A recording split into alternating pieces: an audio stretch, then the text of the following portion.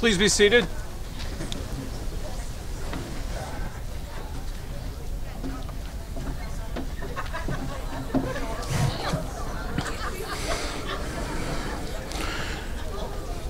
Shall we bow our heads?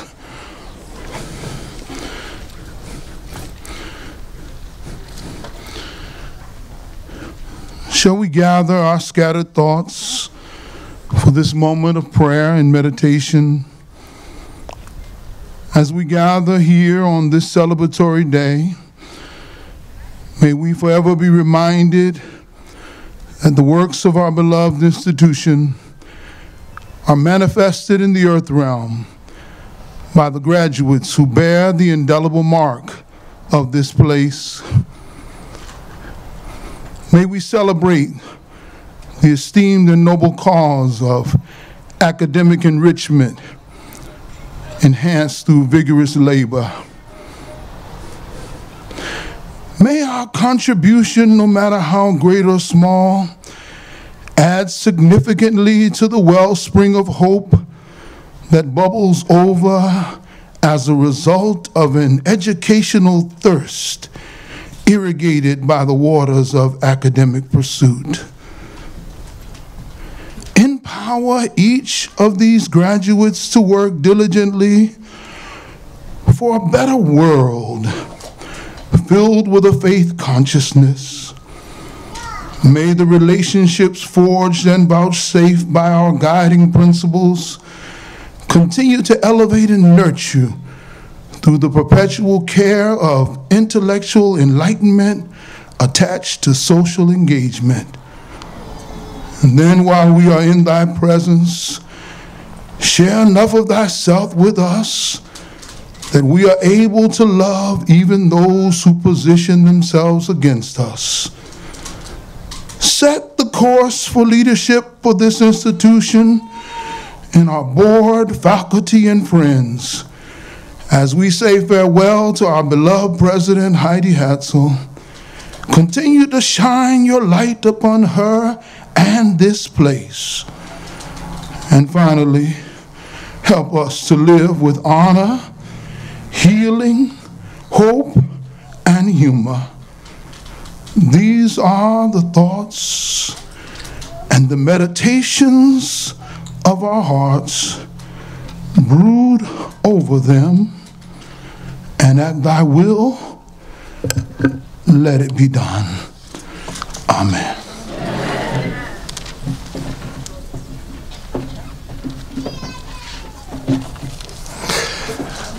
Friends and family and faculty, students, graduating students, it is my special honor as a representative of the Board of Trustees to welcome you today on this glorious day at the seminary. To the graduating students, I salute you. It's a day to celebrate the journey you've been on that brought you to this place, whether personal or spiritual or vocational.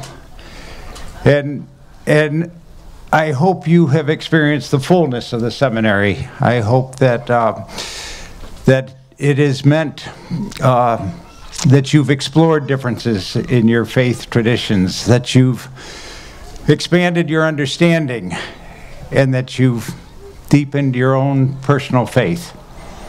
It is a special place for that, and I commend you for the energy you brought to that task, for the persistence you've had, for the resilience you've shown, and I commend you and congratulate you on your success to come to this moment.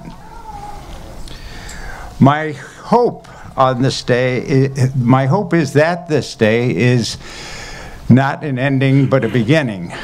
It certainly is a milestone, but I hope that you are now beginning the next stage of your journey, that you use the knowledge and understanding you have gained here to meet the needs of a troubled world. And heaven knows we need you. We need you to be who you are and what you can be. And my other hope is that the byline of the seminary, which is exploring differences, deepening faith, becomes your mantra, forever with you.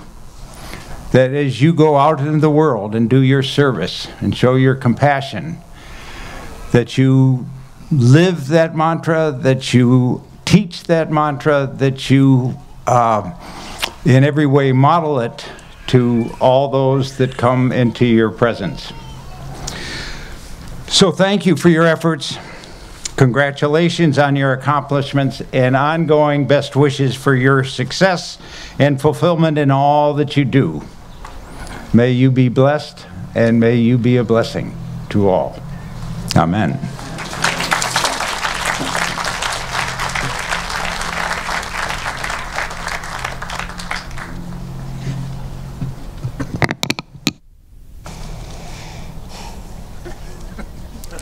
Warm greetings to each of you, our cherished students who are graduating today.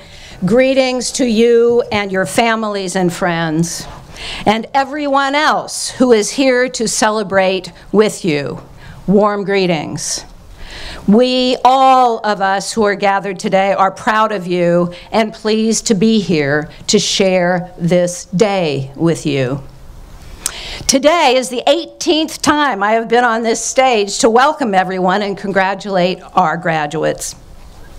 Each time I do so, I think about how the significant accomplishments of our graduates are accompanied every step of the way by a whole host of people in their lives and also here at Hartford Seminary who have helped make their success possible. Families and friends and employers and colleagues and synagogues and mosques and churches and community organizations have, as you wonderful graduates know, all played their roles in your success today. Your professors, librarians, and the administration and staff at Hartford Seminary have also played their roles. Just think of where we would be today without the staff of Buildings and Grounds who not only prepared this beautiful tent and lawn for us, but who have worked tirelessly behind the scenes all year long in countless ways, as have all our Hartford Seminary staff. And none of this would be possible without our Board of Trustees, which is constituted by people who not only give their time and commitment to the well-being of Hartford Seminary, but who also bring with them invaluable skills from various professions and experiences and networks, without which I think it is safe to say running the seminary would really not be possible. So we are here now today together, our wonderful faculty who have helped shape and form you. We are, with our graduates, we are proud and pleased to be together celebrating you and your academic achievements. Let us all give ourselves a hand.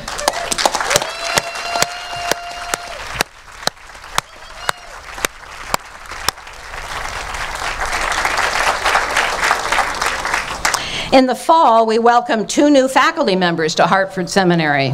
Dr. Dina Grant, who holds our chair in Jewish Studies, and Dr. Saifuddin Kara, who is the holder of the chair in Shia Islam and relations between Islamic schools of thought. Dr. Grant is here today, and Dr. Kara, who is in London, wishes he could be here today, and we wish he could be too. We also welcomed our new head librarian, Ann Crawford. Already, although only one academic year in, each of these people is an integral and essential part of Hartford Seminary. Dr. Yahya Michaud, after 10 creative and productive years at Hartford Seminary, has announced his retirement, which will begin at the end of August. Thank you, Yahya, for the manifold ways in which you have contributed to careful, excellent scholarship in Islamic thought at Hartford Seminary. For your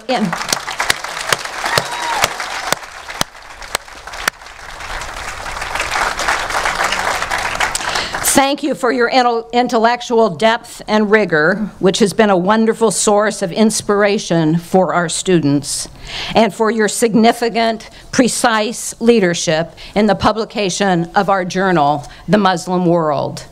Now again, let us show our appreciation and gratitude with Dr. Michaud with another round of applause.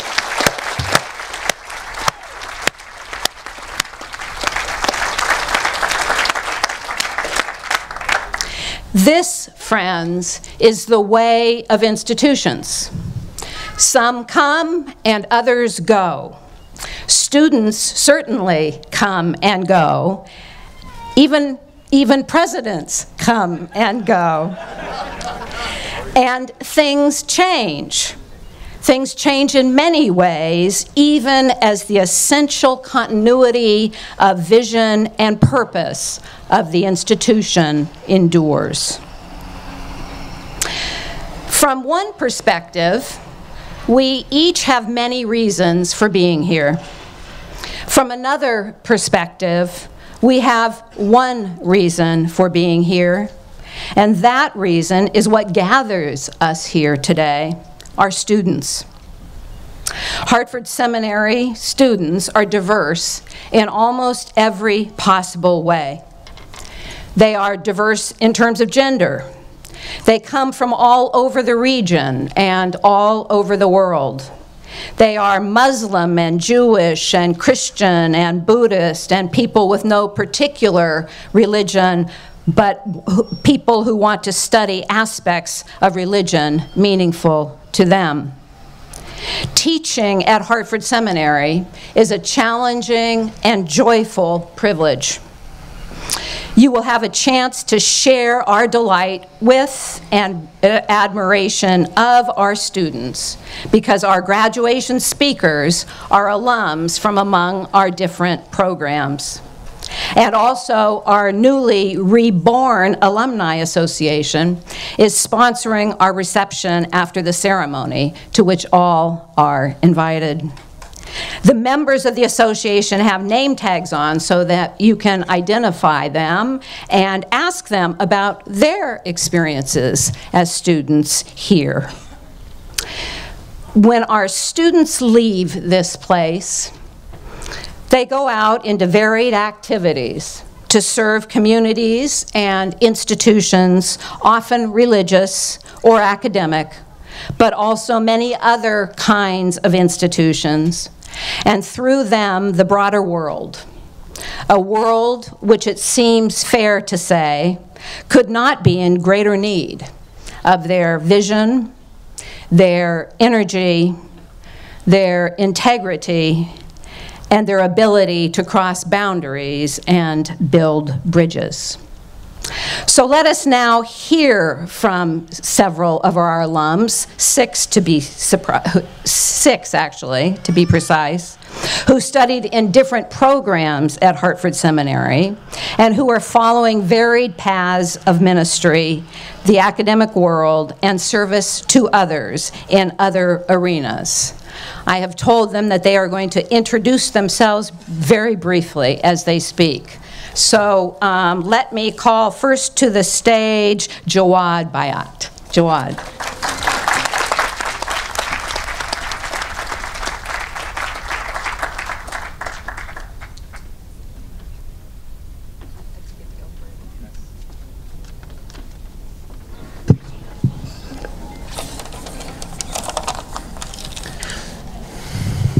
All right, greetings of peace to you all. Assalamu alaikum. So it is an honor to stand here before you as a 2015 graduate of Hartford Seminary's Islamic Chaplaincy Program. And for that, I am grateful to President Hatzel for providing me this opportunity to share how my Hartsem education has helped me both professionally and personally. So I currently serve at the Cleveland Clinic in Cleveland, Ohio, where I was recruited to serve as both the designated Muslim chaplain and imam to its rather large Muslim population of staff, patients, and families. And as a certified educator candidate within the clinical pastoral education process for ACPE, to become a certified educator for those spiritual care professionals of any faith and in any setting. And if and so when, I would not only be one of the few Muslim educators among the more than 800 educators across the United States of America and across the world, but the first American Afghani Muslim with a Shia heritage. Is that?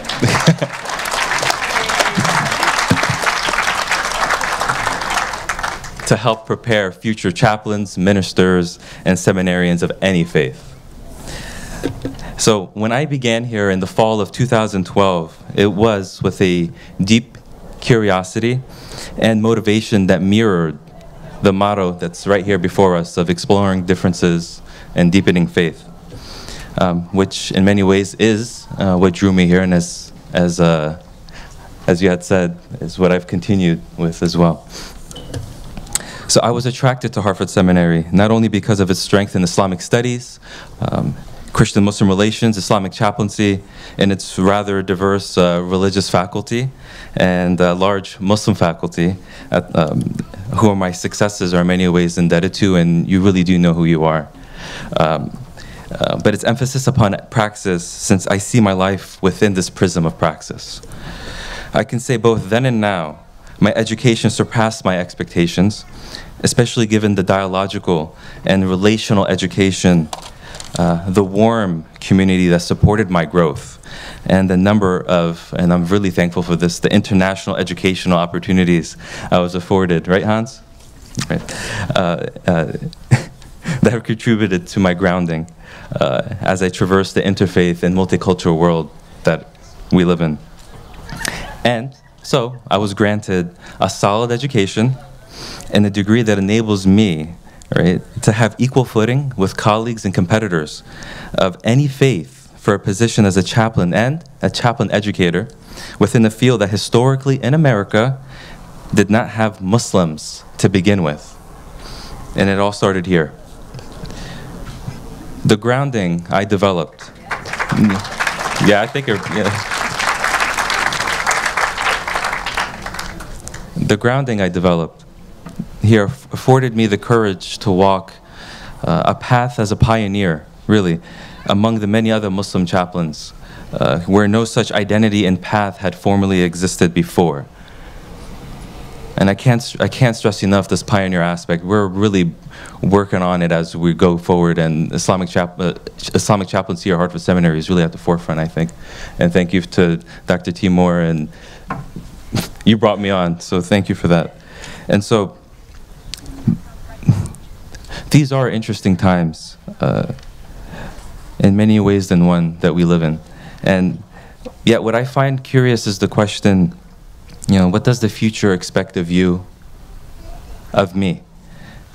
When I was asked by Dr. Hatzel how I was in graduating 3 years ago, I said I felt prepared to walk forth on this journey. Right?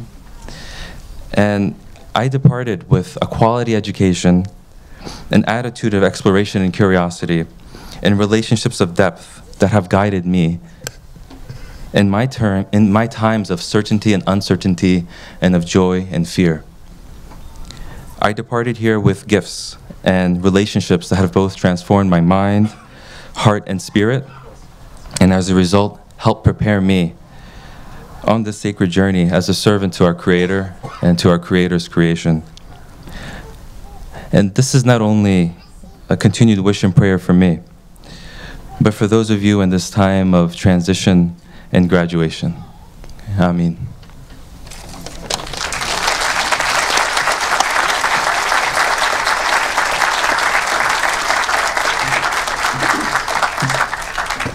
Byron Pirrett.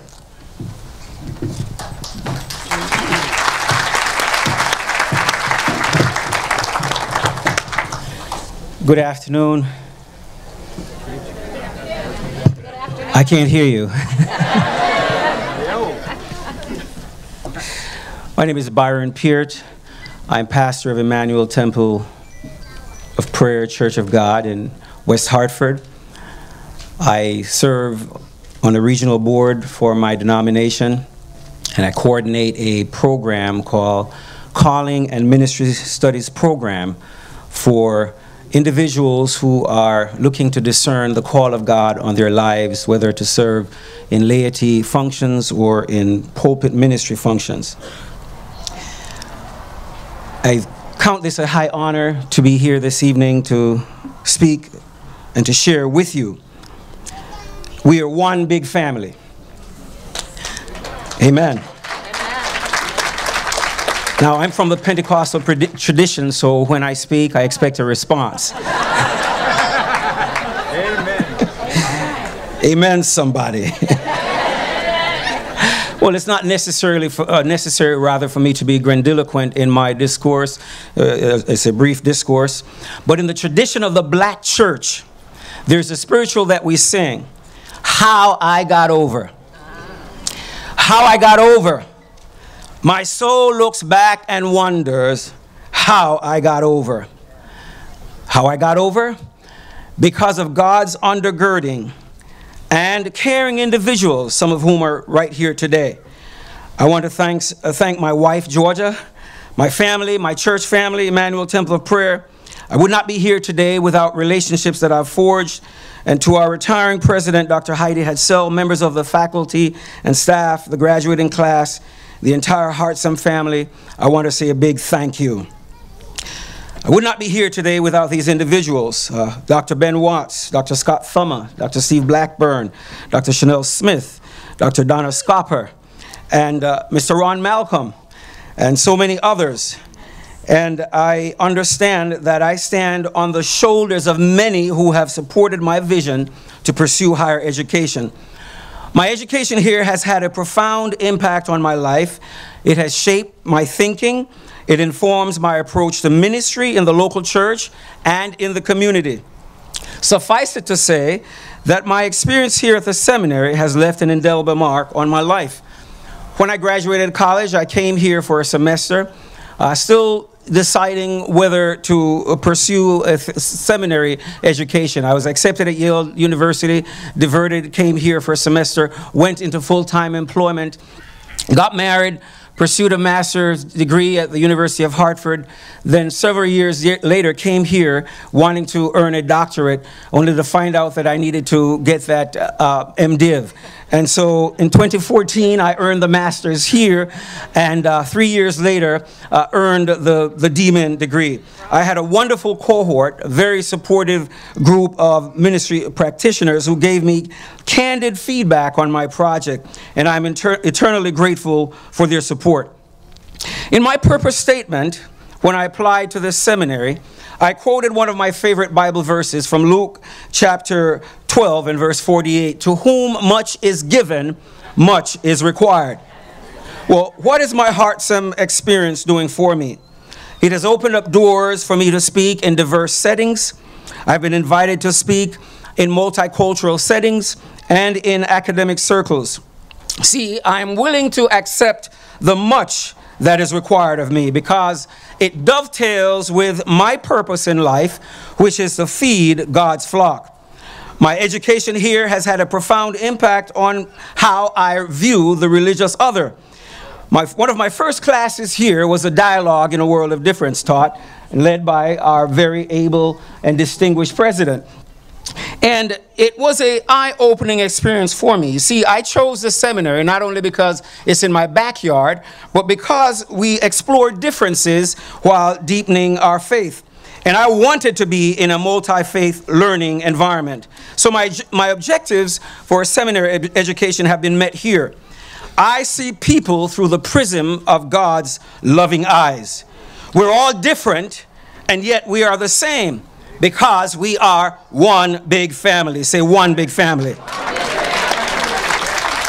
And we are seeking God's will for our lives. You see, it is difficult to mistreat someone that you truly love and care about.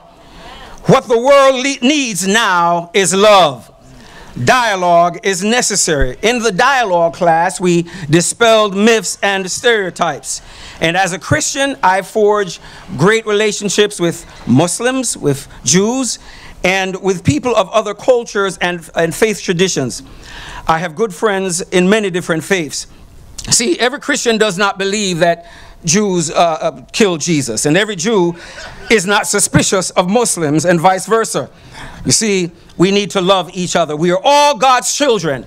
There's only one race, and that is the human race. Amen, somebody. And when we cultivate relationships with people who are different from ourselves, we open the door to learning about people of other cultures and faith traditions. And this fosters a better understanding of religious differences. I carry that thought with me every day of my life. And to quote the late Barbara Bush, we need to stop worrying about the White House and start taking care of our house. Jesus said, "By this shall all men know that you are my disciples, if you have love one to another." Love is the key. Love is the be-all and the end-all. So, Dr. Heidi, I wish you a very long and healthy retirement. You've made a difference in my life. I will always remember your wit, your heart, and your respect for people who are different. You will be sorely missed. We are one big family. God bless you.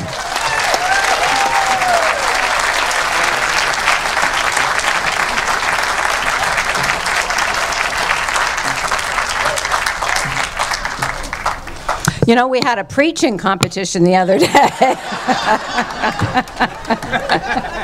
We'll see if this turns into one. Asmao, my sister, please.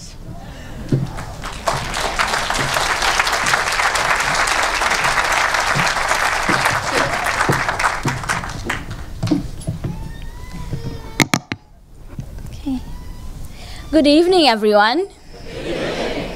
Like Byron, I'm going to require your participation. Okay. So I graduated from Hartford Seminary, the master's program, which is now called the Masters of Religious Studies. When I graduated, the name was a little longer, so bear with me. I earned the Masters of Art in Islamic Studies and Christian-Muslim Relations in 2015.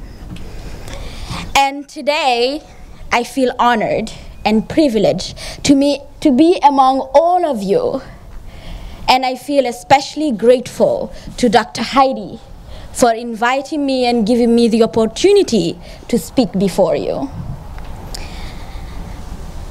about how transformative and how truly vibrant my experience was at Hartford Seminary. So here comes the participation moment. So when I point to this side of the room, please say, before Hartford Seminary. And when I point to this side of the room, please say, after Hartford Seminary. Can we do that? Yeah, thank you. So, before Hartford Seminary.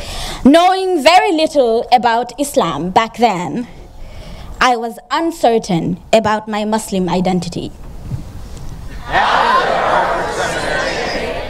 Knowing more about the roots and the foundations of my faith tradition, I felt confident in my identity as a Muslim woman.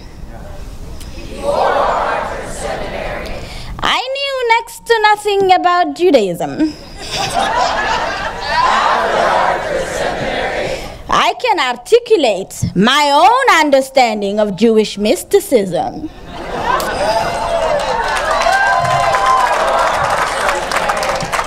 I knew nothing about chaplaincy, like absolutely nothing.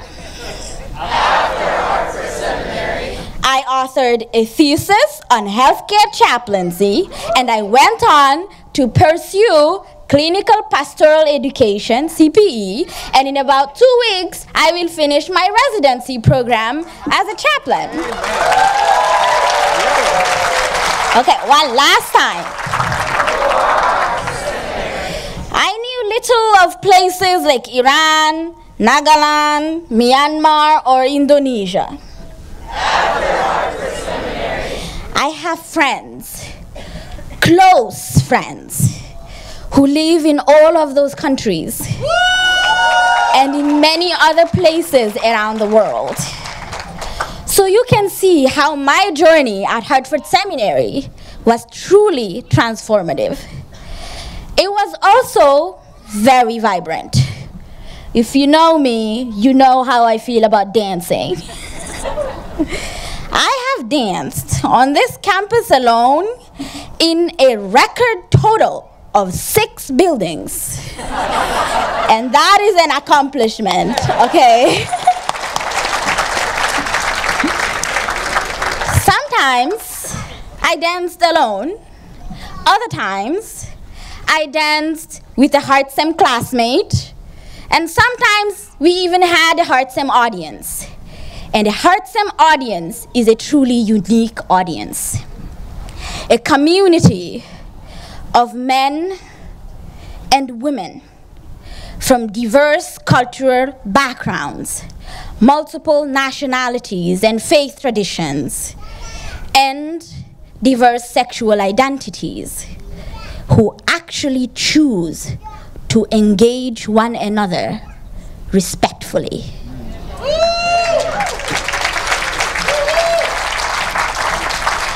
And respect really is the foundation for building relationships that are rooted in trust. Trust in one another that is maintained through continuous communication over time. And on this campus, that is roughly how we define dialogue. Okay, so as a HeartSem alum, I have the skills, the patience, and the compassion to truly engage the other, no matter who you are. And I trust that each one of our graduates today is capable of doing just that, and perhaps even better. And considering the political climate of our nation right now, those are incredibly valuable skill sets. So the friendships I cultivated on this campus are lifelong friendships.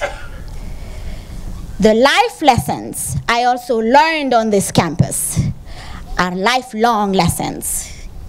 They are lessons that I carry to my grave with pride and with confidence. And as you graduates move forward, I urge you to carry on the lessons that you learned here with pride and with confidence. Thank you. And congratulations.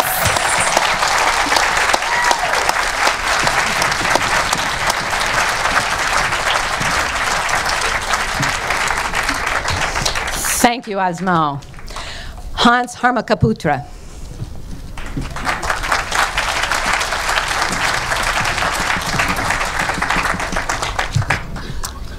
Oops. I really wish I can tell you what I'm doing now, but unlike the other speakers before me, PhD student is not really like a job or, you know, it's boring to tell you what I'm doing because it's basically studying and studying.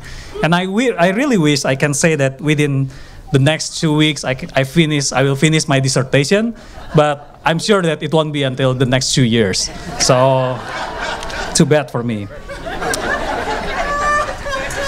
It is an honor for me to be one of the speakers in Hartford Seminary graduation this year. My name is Hans Harmakaputra, and I'm a PhD candidate in comparative theology at Boston College Theology Department. I graduated from Hartford Seminary in 2013 with MA in Islamic Studies and Christian-Muslim Relations. After came as an international peacemaking program student in 2011 from Indonesia. My time here was memorable as I perceived the school more like a home rather than a school. And literally I live here and spend most of my time here. And it is pretty much because of the people I met here, the faculty, the staff, the friends from various places and countries. When I was still completing my undergrad degree in Indonesia, one of my professors told me about the seminary's high reputation as an excellent learning institution with strong interfaith focus. he said to me that this seminary had Muslims and Jewish people studying together in one class with Christians. And at that time, I was thinking like, really? Is that kind of place exists in the world? And then I was so eager to see this place. Afterward, encouraged by my meeting with Professor Heidi Hatzel in Indonesia, I applied to this school without knowing too much about American culture or American system of education. And maybe that's the reason why one of my first culture shocks after arriving in Hartford was asking for fried chicken in McDonald's. Yeah, really. And I received this strange look from the server. What chicken, she says. But what I had heard before about Hartford Seminary in Indonesia was not an exaggeration. In this seminary, people of different religious background can sit in one classroom and study and know each other.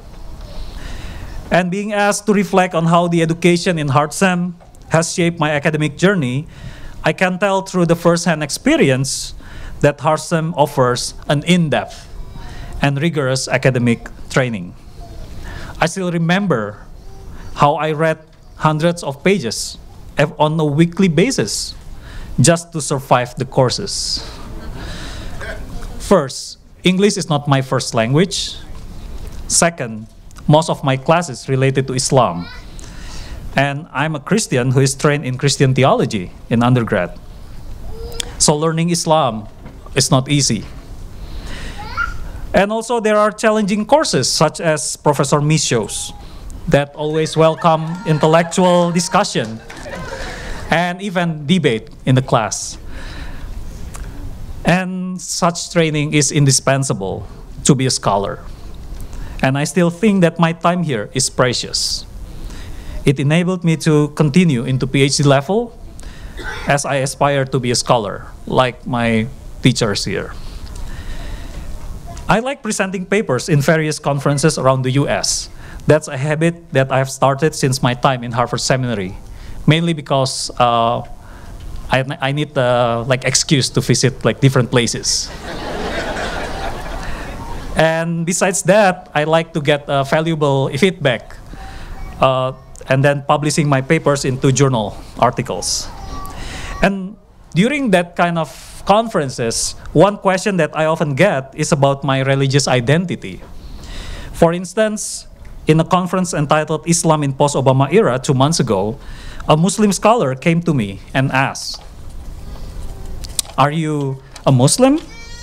I replied to him saying that I'm a Christian. And then he said, "I apologize. It is just that I never saw a Christian doing an analysis of Quranic verses and hadith in that way. If you believe that today people need to speak more than one language in order to be a global citizen, I say that people need to be able to speak more than one religious language. Namely, we need to know a religion more than our own religious tradition. Therefore, I take seriously what Muslims say about themselves, without relegating the fact that there are various voices among Muslims, there are various schools among Muslims. And that is my approach to doing research and teaching. I have been teaching Introduction to Islam course at Emmanuel College since last year, and I will teach another course on the comparison between Islam and Christianity at Boston College next fall. And that kind of perspective is the perspective that I bring to the class. Hartford Seminary reputation is well known, both on the national level as well as international, primarily because of its academic rigor. I just heard recently that the Indonesian government includes Hartford Seminary on the list of their prestigious government scholarship for religious studies in the US. And it means that there will be more Indonesians who will pursue their education in the seminary, hopefully.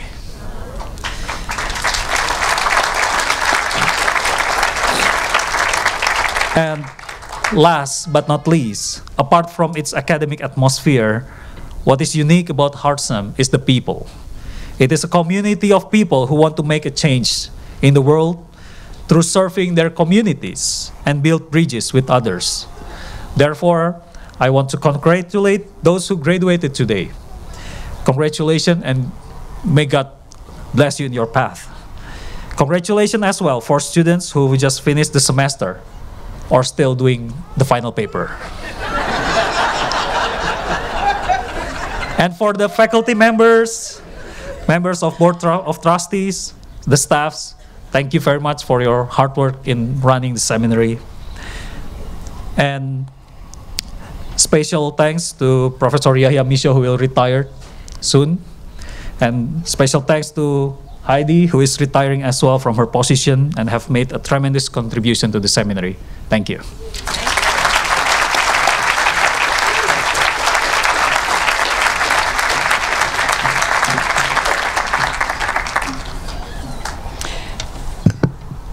Ann Rapkin.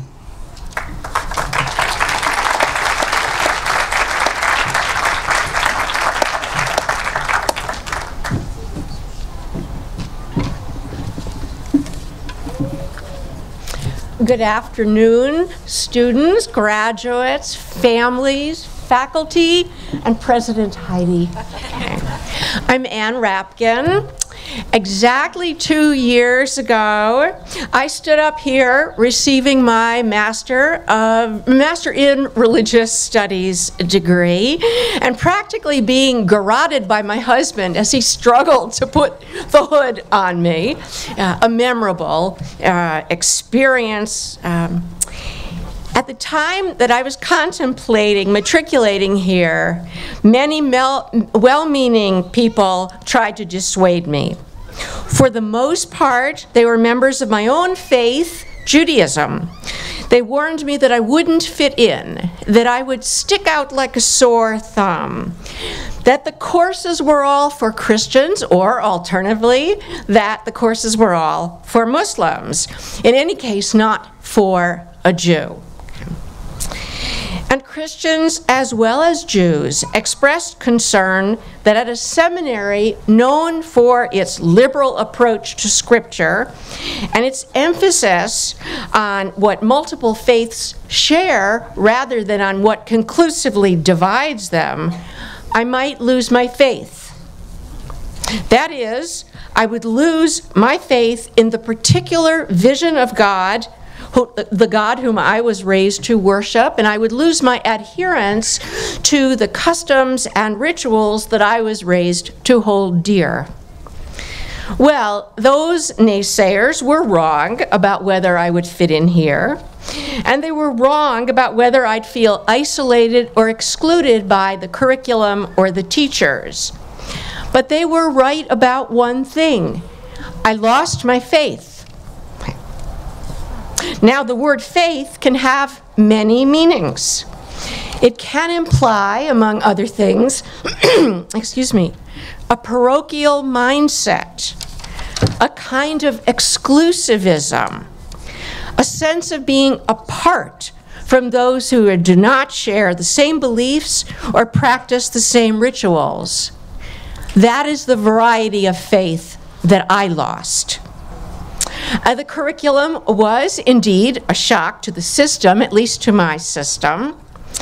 It required me to critically analyze the Tanakh, the Hebrew Bible. Here at the seminary, I studied Bible not from the perspective of my religious tradition, but as a historical artifact, as a cultural document, as a literary work, as the product of multiple authors with a range of theologies and political agendas. Furthermore, I read the Hebrew scriptures in dialogue with the Christian and Muslim scriptures. This process opened my eyes and opened my heart to texts I had not previously known at all. And I was thrilled to discover great riches in them for me and to share the wisdom and insights these texts offer everyone.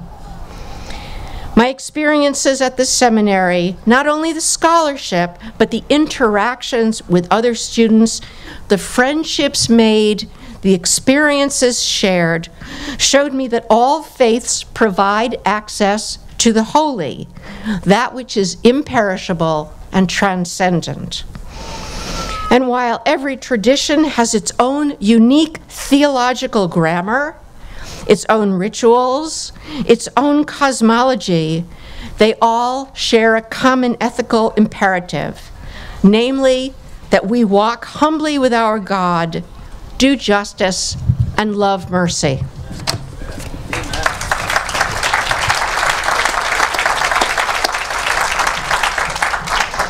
At the seminary, I explored some of the contributions of our religious traditions to intellectual history, to political and economic thinking, to artistic achievement, to triumphs of the spirit around the globe, and to the never-ending search for a meaning in life and death.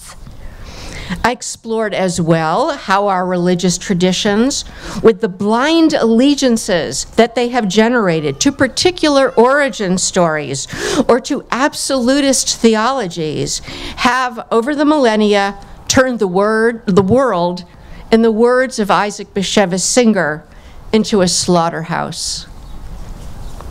Thus did my years at Hartford Seminary teach me to consider as highly suspect anyone's claim that his or her faith tradition provides the one path to ultimate truth.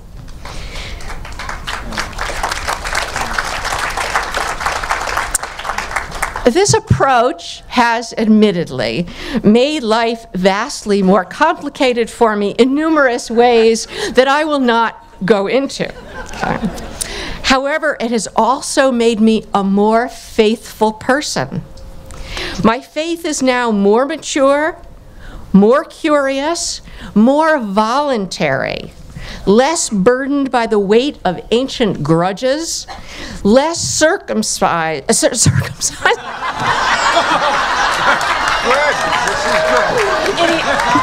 It is less circumcised, but as we are told in the Torah, more circumcised in the heart.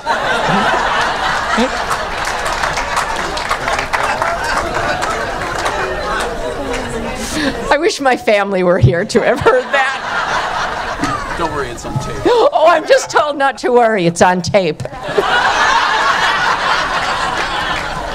Will I be subject to blackmail?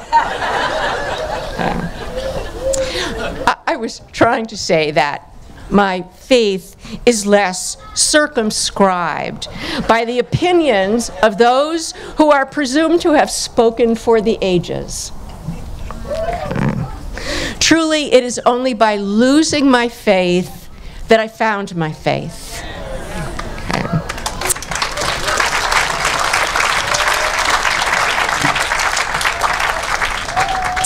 For setting me on this path of discovery, I thank my teachers deeply. And even more, I thank my fellow students at the seminary, because they were really, in the end, my greatest teachers. Today, I especially thank President Heidi, and not only because she was one of my favorite teachers, but for her visionary and courageous contributions to making this seminary the transformative institution that it is. Thank you very much.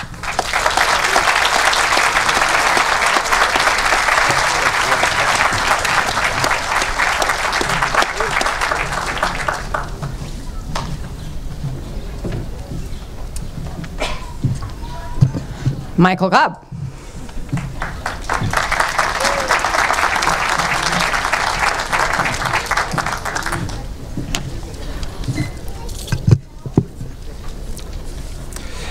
Deans, trustees, faculty, parents, graduates, and friends of Hartford Seminary, welcome and congratulations. To the class of 2018, know that by your studies here, you are a group of people who are ahead of what is coming next. Here's what I mean by that. When I graduated 3 years ago, sitting where you are now, our guest speaker was Representative Keith Ellison. Ellison was the first Muslim to be elected to the U.S. Congress and is one of just 2 Muslims currently serving in Congress, as well as being the first African American elected to the House from Minnesota. When I met him here at Hartford Seminary, I confess that his name was unfamiliar to me, and just 1 year later, his was one of the top names being floated as a potential chair of the Democratic National Committee, including an endorsement by Bernie Sanders. I mention this to you as just one example of how Hartford Seminary keeps seeming to have an uncanny ability to be attuned to what's coming next. The work here on interfaith dialogue between Muslims and Christians dates back to the 1970s, including, of course, the creation of the first accredited Muslim chaplaincy program. This commitment to interfaith dialogue is sorely needed in a world of dangerous stereotypes and needless cultural suspicion, and is another example of Hartford Seminary seeing what is coming just a little bit ahead of the rest of the world. Several of my classes here included students from nearly a dozen different nations, 4 different continents, different cultural backgrounds, diverse faith traditions, and very different life experiences. I was here as part of the cooperative Master's in Divinity program, and so I finished my Master's of Divinity at a different seminary. And while it was a very good school that also prided itself on having a very diverse student body, in many cases that meant we had some Presbyterians.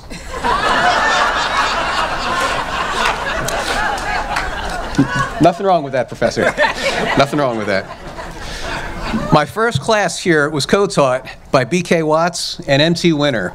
And if that isn't a combination that sums up this seminary in a nutshell, I don't know what is. My prayer for all of you is that this tendency to be thinking just a little bit ahead of the rest of the world is one that benefits every one of you, no matter where your life's journey brings you. As for me, I chose the Cooperative Masters of Divinity program for one basic reason. I have a particular heart for working with those who have broken relationships with God, those who have been harmed by the church, and that mostly means working outside of a traditional congregational setting. I want to collaborate with people from religious and secular realms in order to improve the lives of those who may never darken the door of a church. And that means working with people who have different life experiences from my own. What better place to learn how to work across life's differences and then to even turn those differences into strengths than right here. I am a United Methodist minister and have been highly active both regionally and nationally working on justice issues for about a decade. My denomination is now at a major crossroads, trying to decide who we are and what we stand for as it comes to the major issues of the day. We're a worldwide denomination, which means ongoing ministry with people from Korean, African, Filipino, Caribbean, European, and North American contexts. This means working across different cultural understandings, different national histories, ethnic backgrounds, local understandings of religious life, having had different experiences of how we apply our faith to everyday life. Questions around issues ranging from gender roles, understanding around sexuality and sexual diversity, how we interpret Scripture, and the legality of everything from access to reproductive health care and much more vary widely across these different contexts. And yet we're all called to be one body, to love one another, and not just simply to tolerate, but to celebrate the way that our differences result in a richer expression of humanity with more depth than any of us could produce in isolation. This task does not end with our own selves or our own tribe. We are called to work together for the betterment of all, excluding none. This should sound pretty familiar, right? What better preparation for such a monumental task than time spent at Hartford Seminary? I've been richly blessed by my time here and by my continuing affiliation with Hartford Seminary. You are part of an international community dedicated to seeking peace and mutual understanding across cultural and religious boundaries. More than that, you are a witness to the fact that such an understanding is possible, and that despite what the world tells us, we do share common ground, and it is ready to accommodate any who would seek to be a part of it. The work is not easy, but you are living proof that it can be done. May each of you be blessed as you help bring that world into being. Thank you.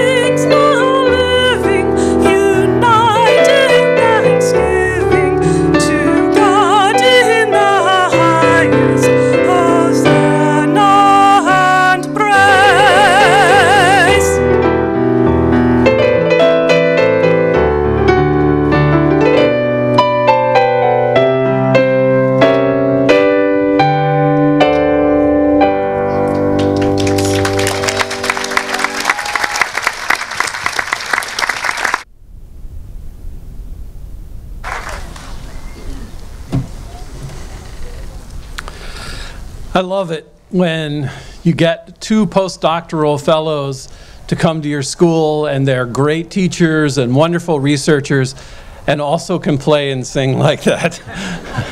I feel blessed. Allow me to add my welcome. I've served as the interim academic dean for almost 18 months after being here for about 20 years.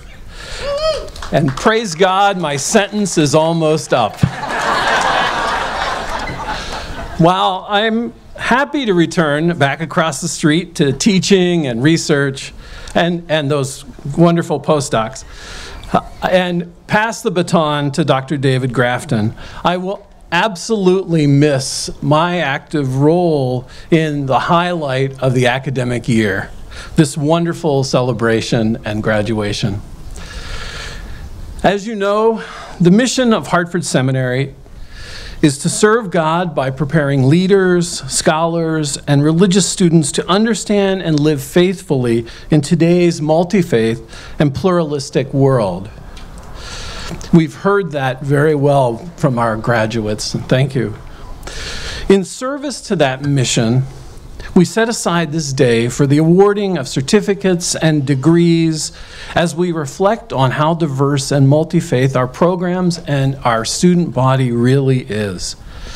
I offer my heartfelt congratulations to all who graduate today. The first group of graduates on this fine day have completed the requirements for our Black Ministries Leadership Certificate Program.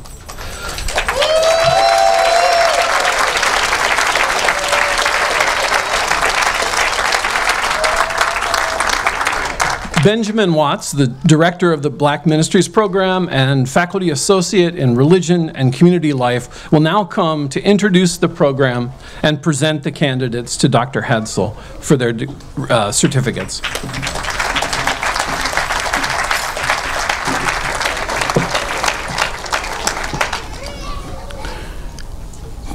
Through the Black Ministries Program, Hartford Seminary serves the community by providing a course of study that enables students to strengthen their faith and develop their biblical and theological knowledge, grow spiritually, and engage more effectively in the ministries of their congregations and communities. Those persons receiving these certificates today have successfully completed 8 courses in the program. The Black Ministries Program class of 2018 will now please rise, and each of you proceed to the podium when your name is called.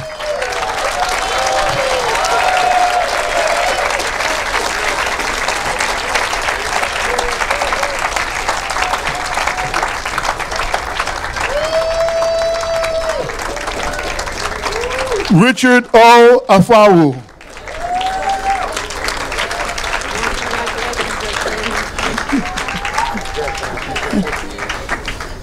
Hey, my brother, bless you, man. Today we also honor our dear sister who has gone home to be with the Lord, and we posthumously advance her certificate to Stacy Anderson King. May we remember her now.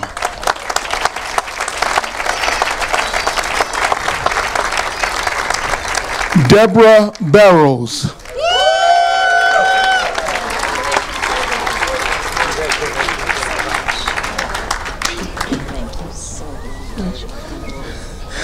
Darlene Bass.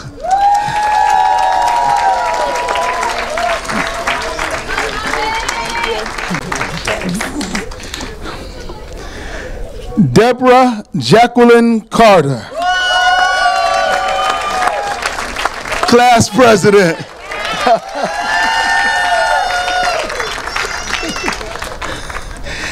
David Sinners.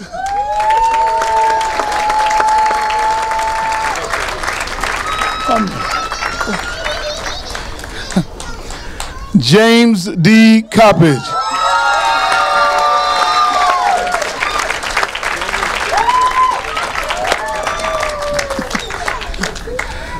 Marvika S. Francis.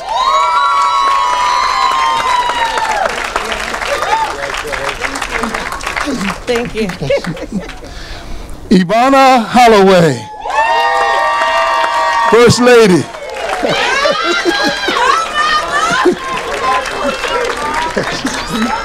All right, honey! There's the first man. James Lee Leach Jr.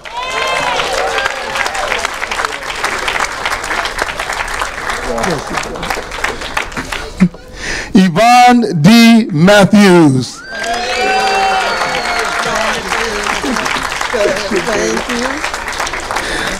Stephen C. Spann.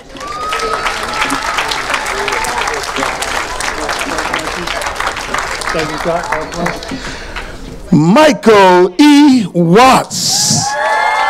Gus.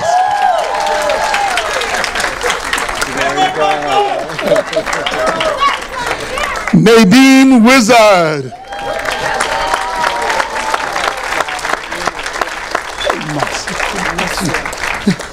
Marie Woods.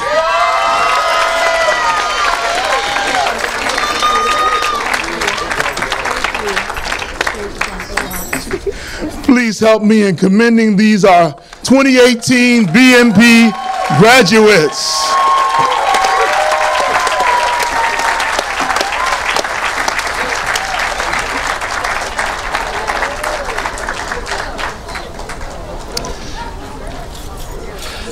Now I would like to invite M.T. Winter, the director of the Women's Leadership Institute and faculty associate in Transformative Leadership and Spirituality, to introduce the Women's Leadership Institute program and its graduates. Thank you. Through the Women's Leadership Institute, a program in applied spirituality, Hartford Seminary serves the community by providing an experience-based course of study that enables participants to develop and strengthen leadership skills as they explore feminist perspectives in religion and spirituality. The women receiving their certificate today have successfully completed the 9 monthly core seminars. So, WLI Institute, Women's Leadership Institute class of 2018, please stand. Thank you.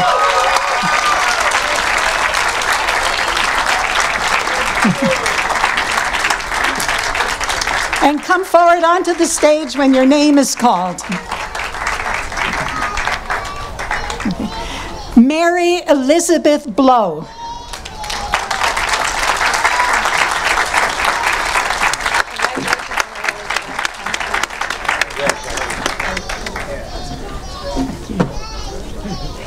Thank you. Way to go. Thank you. Julie Payne Britton.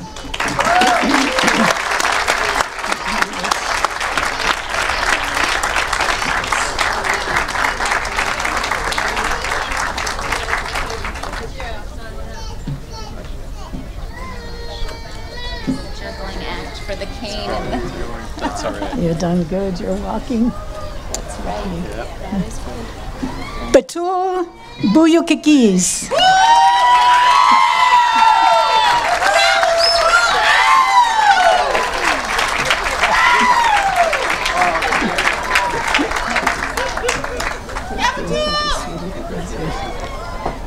Kim Crawley.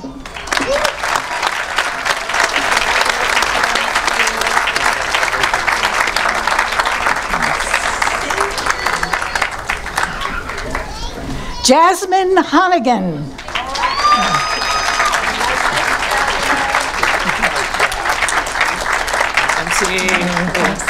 I love you too.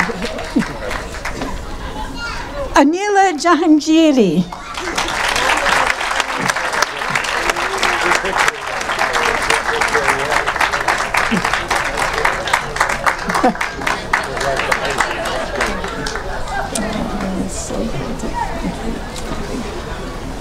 Linda Jones.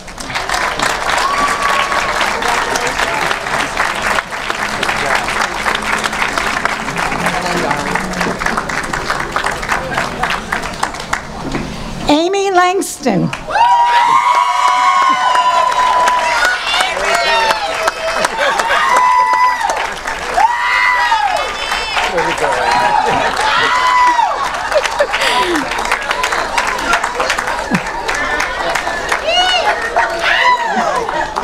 And Dorothy Mosby is unable to be with us this evening. Thank you.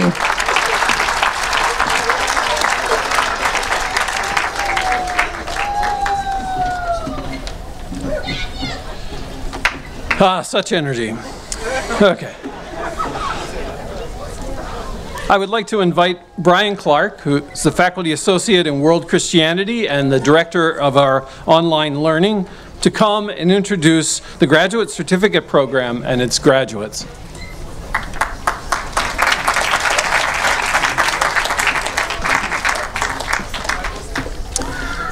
Good afternoon. The following group of graduates have completed the requirements for our graduate certificate programs. Each certificate allows students to conduct in-depth master's work with seminary faculty and cultivate expertise in a focused area. This year's graduates are from the areas of Imam and Muslim community leadership, Islamic studies and Christian-Muslim relations, spirituality, interfaith dialogue, Islamic chaplaincy, and religious studies.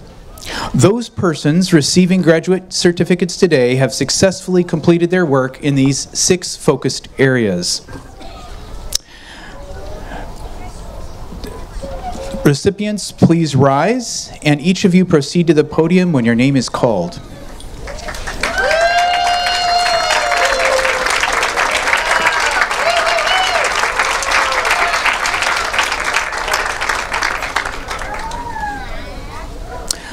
Muhammad Liwauddin Ahmad.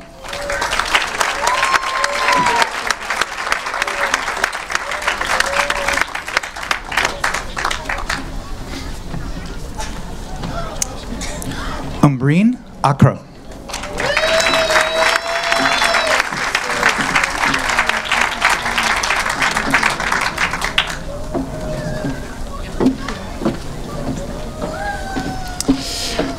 I have next Aslina. Okay, go ahead. Aslina Saleh Asar. No, in absentia.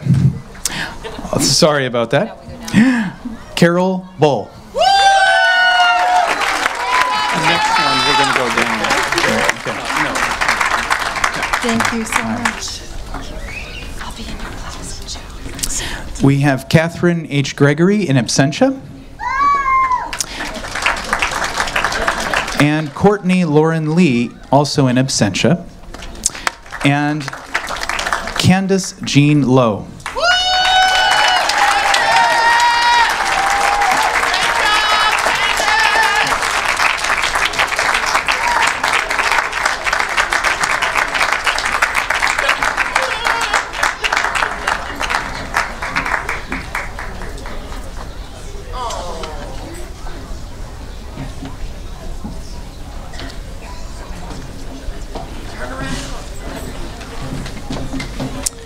And last, we have Rashid Rabi, also in absentia.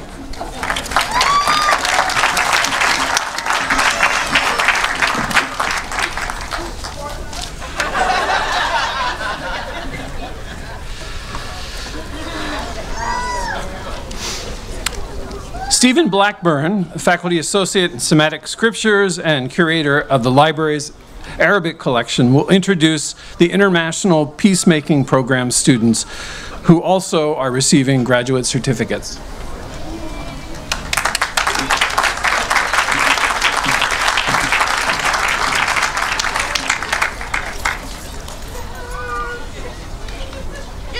Among the graduate certificate recipients, there are 8 students who took part in the International Peacemaking Program, which brings Christians, Muslims, and Jews together.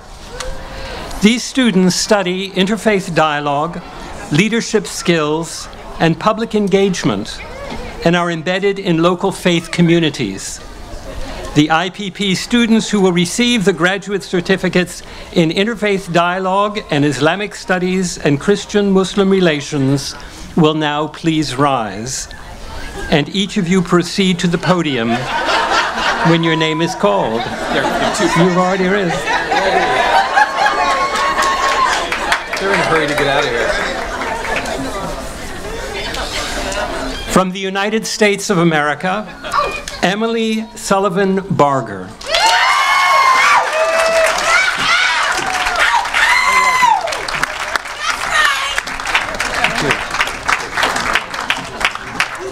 From South Africa, Louis Botha Gaum.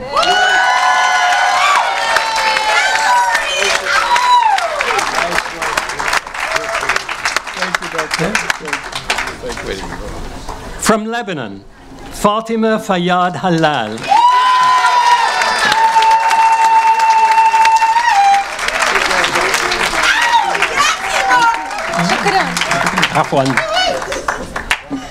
From the United States, Amelia Jane Langston.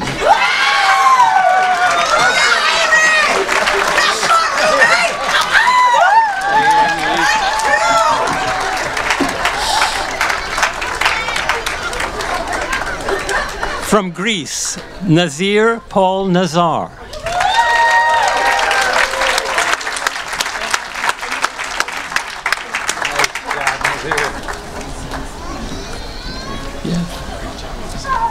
From Haiti, Guimond Pierre-Louis.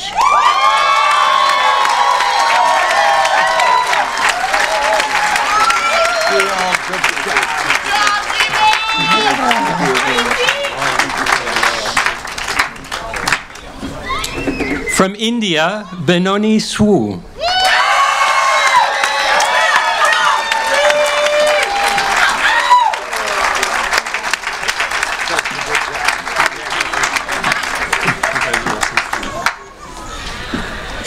And from the United States, Allison Marie Zakharoff.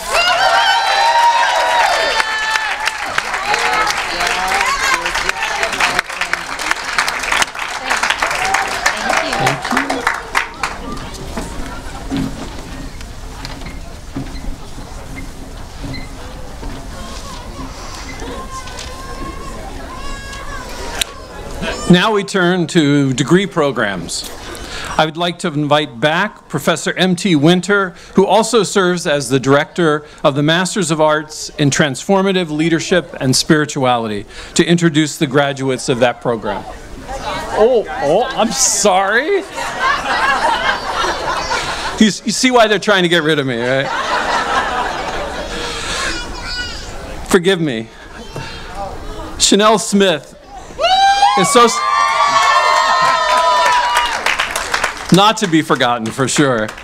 Associate Professor of New Testament and Christian Origins and Director of the Cooperative MDiv program will now introduce the Cooperative MDiv students.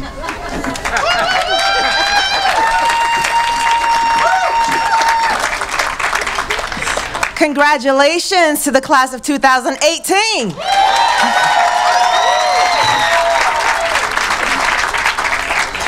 The seminary has cooperative agreements with Yale Divinity School, Boston University School of Theology, Drew Theological School in New Jersey, and Chicago Theological Seminary that allow qualified Master of Arts students to begin their studies at Hartford Seminary and, if accepted, to proceed to any of the cooperating seminaries to pursue a Master of Divinity degree.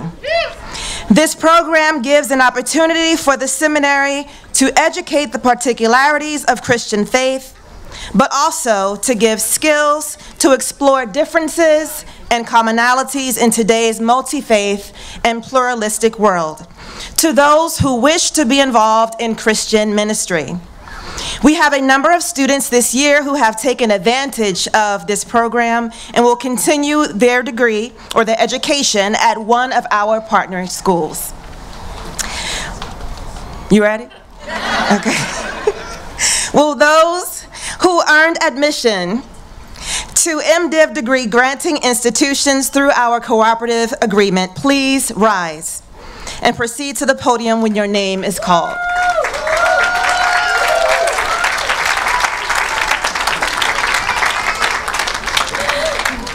Maria Helene Carpenter, in absentia.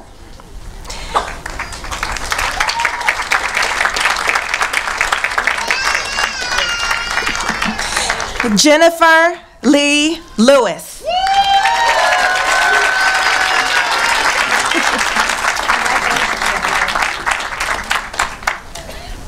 Congratulations. I'm a hug anyway. James Anthony Mercurio, in absentia. Terry L. Pahuki.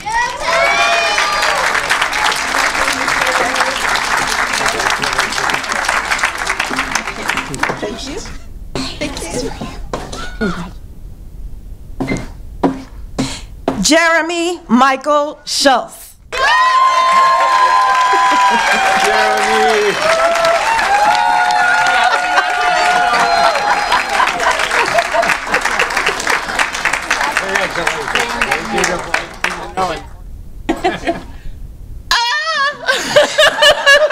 Oh, I love you, Dr. Smith. And last but definitely not least, this gentleman received his admission letter yesterday. Vincent A. Bernhardt.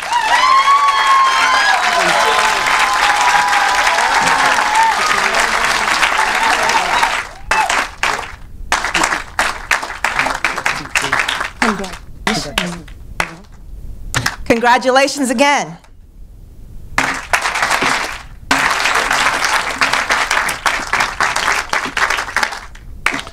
Now again, we turn to the degree programs. I would like to invite back Professor M.T. Winter, who serves as the director of the Masters of Arts in Transformative Leadership and Spirituality, to introduce the graduates of that program.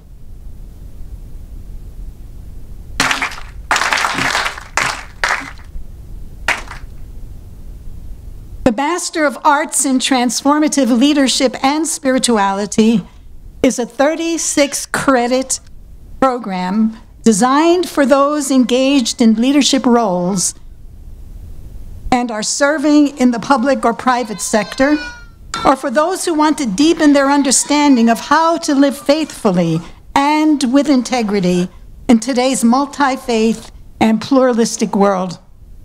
Students learn to integrate the theory and practice of leadership and spirituality in ways meaningful to everyday life.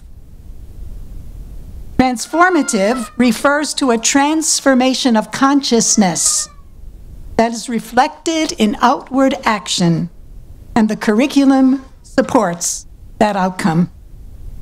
Candidates for the Master of Arts in Transformative Leadership and Spirituality degree will now please rise, but remain in place, stand but remain in place for the degree conferral by President Hatzel.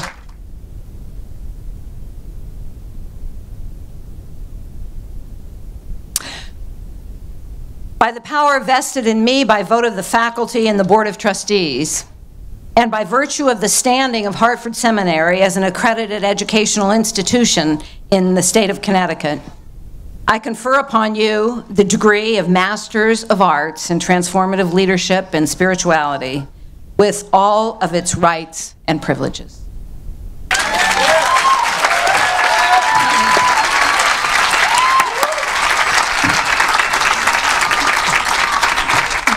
When I call your name, please proceed to the podium to receive your degree and to be hooded. Carl Scott Judy.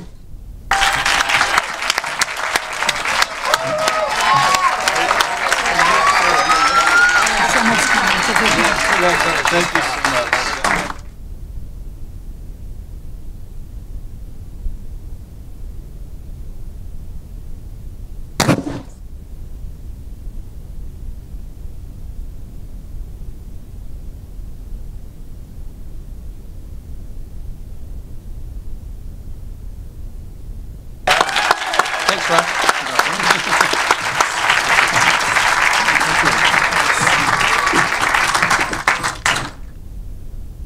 Suzanne Davenport.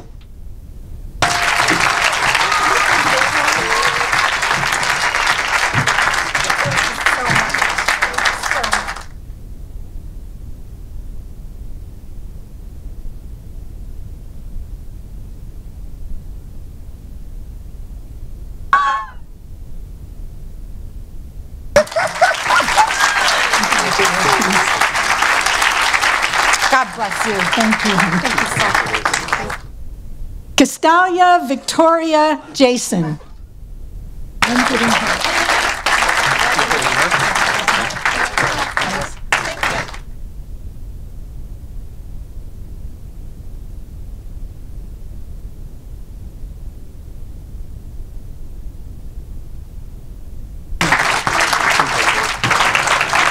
Kathleen Moody.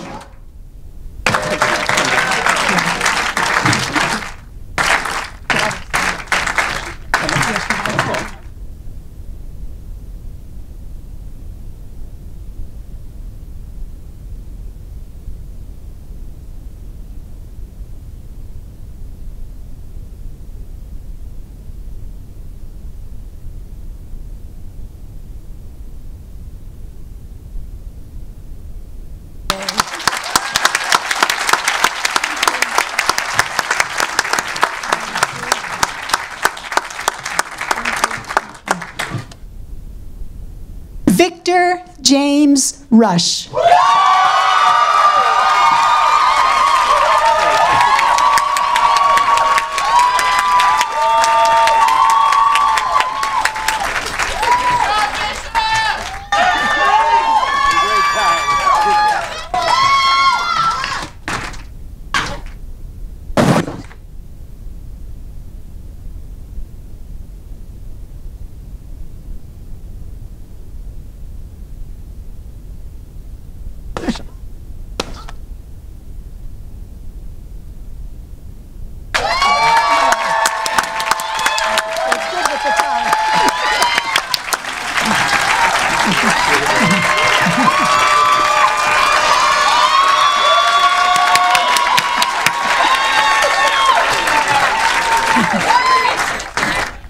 And Wanda Short.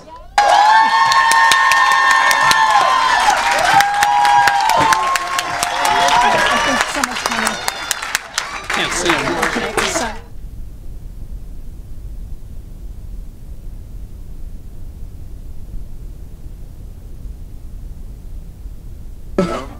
Wonderful. There you go. Beautiful.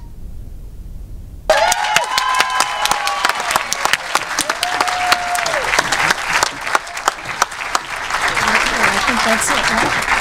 I'm done.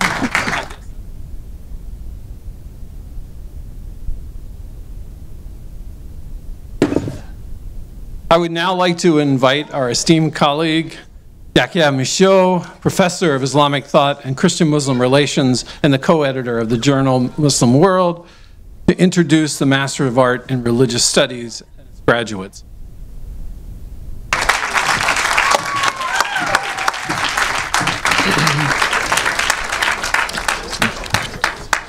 Good afternoon, everybody. Assalamu alaikum. The Master of Arts in Religious Studies degree allows persons of diverse religious backgrounds to deepen and broaden their understandings of faith traditions, their own and those of others, to reflect on the challenge of diversity in a dialogical setting, and to meaningfully relate religious theory and spiritual practice to the context in which faith communities exist in daily life, community, and the world at large. Those persons receiving the Masters of Arts degree today have successfully completed 48 credits of work, including at least 9 credits in a focused area of study. Each person has also completed a final project, paper, or thesis, the titles of which are listed in your program. I will now present these candidates to President Hatzel to receive their diplomas, after which each will be hooded by friends or family. But let me seize this opportunity for a few words. I've been at Hartford Seminary for 10 years. You think, you students, that we have taught you something. Remember, you have taught me, and you teach your teachers so much more every day.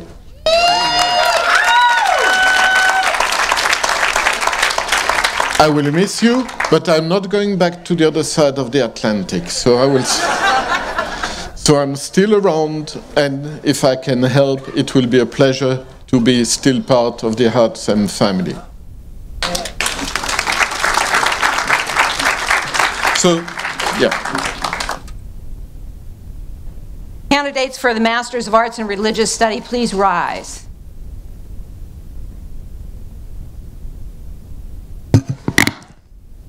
By the power vested in me by the vote of the faculty and the Board of Trustees, and by virtue of the standing of Hartford Seminary as an accredited educational institution in the state of Connecticut, I confer upon you the degree of Masters of Arts with all of its rights and privileges.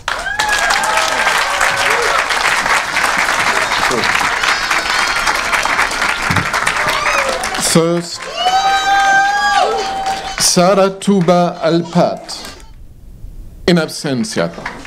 Michael Hayes Burke.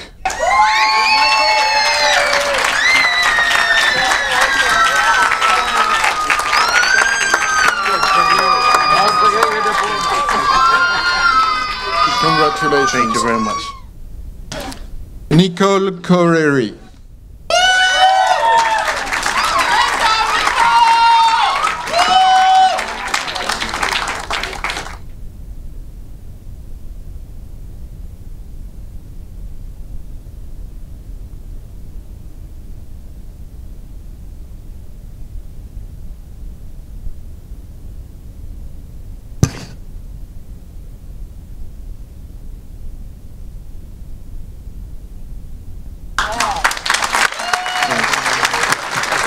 Safi Haidar.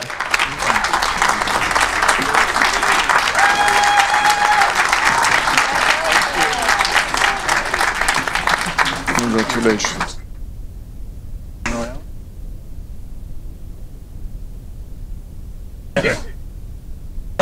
Signature, she can stand. That's okay. Face forward. Face forward.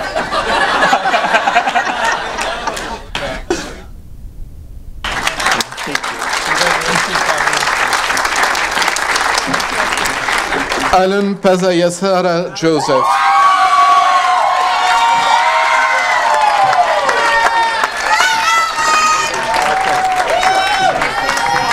Congratulations.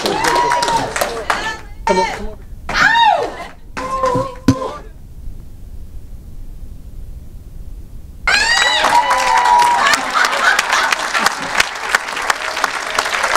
Hossein Kurt, in absentia. Yep. Kerry Lauren Ladner, in absentia. Danielle Younglade Million.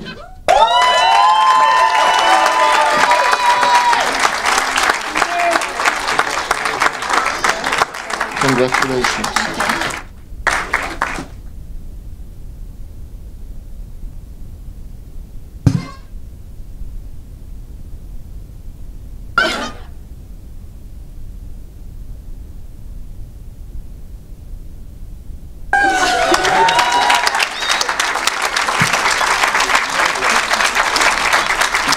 Sing Nyang.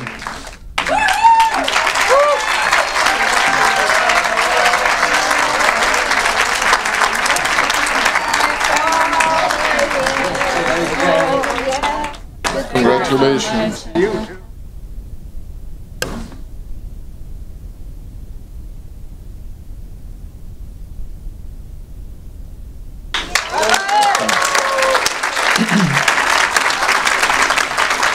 Mohammed Omar Abdurrahman.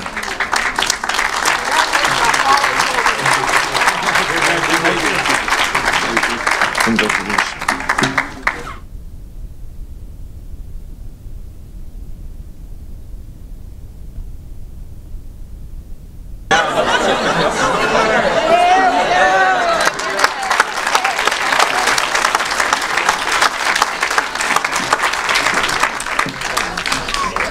Saifuddin Omar Yassin.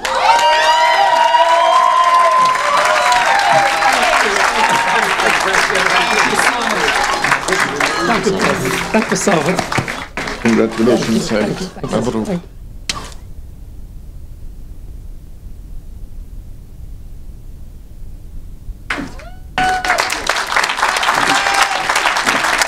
Thank you.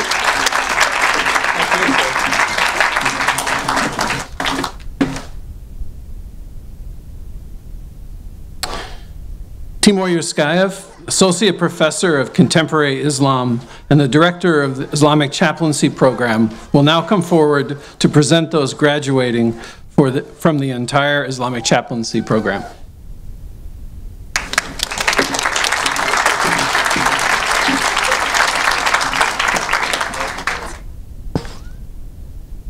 Assalamu alaikum. Now check this out. The Islamic Chaplaincy Program at Hartford Seminary combines the Master of Arts in Religious Studies degree with a focus on Islamic studies and Christian-Muslim relations, and with the Graduate Certificate in Islamic Chaplaincy for the total of 72 hours, credit hours of heartwarming, wonderful work. This pioneering program prepares Muslim chaplains to serve in universities, hospitals, prisons, the armed services, and communities.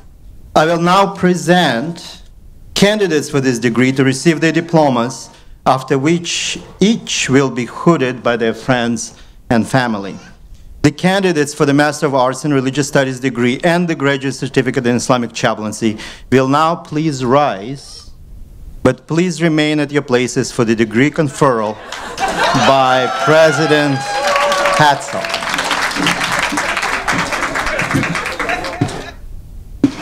These words are becoming familiar.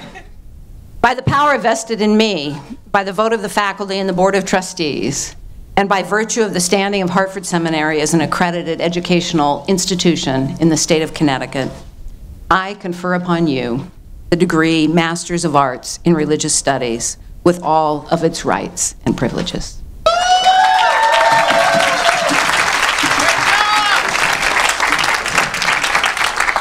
Now the script says, each of you will now proceed to the podium when your name is called to receive your diploma and certificate and be hooded in recognition of your achievement. The first person is Bilal Ankaya in absentia.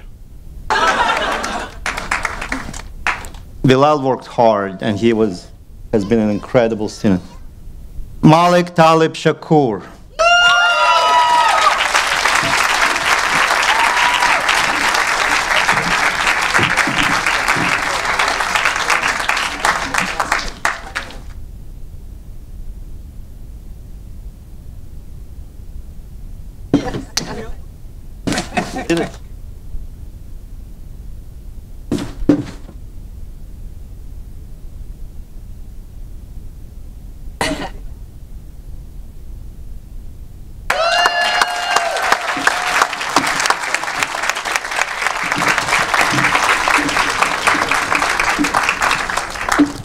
J. Star Boz is a miracle in abstention.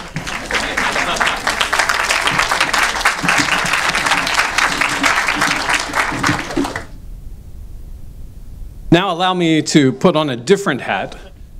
As Professor of Sociology of Religion and Director of the Doctor of Ministry program, it's my pleasure to introduce the graduates of our Doctor of Ministry. The Doctor of Ministry here stresses the reflective practice of ministry, promoting entrepreneurial forms of religious leadership, exemplified by innovation and practical projects informed by the religious community's needs and its social context.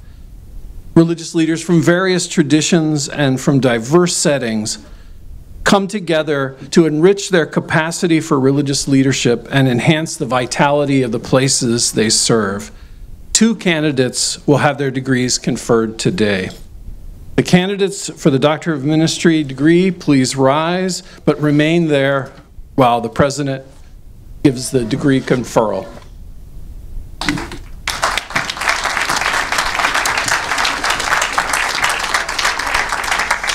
If you've memorized this, you can say it along with me. By the power vested in me by the vote of the faculty and the Board of Trustees, and by virtue of the standing of Hartford Seminary as an accredited educational institution in the state of Connecticut, I confer upon you the degree Doctor of Ministry with all of its rights and privileges.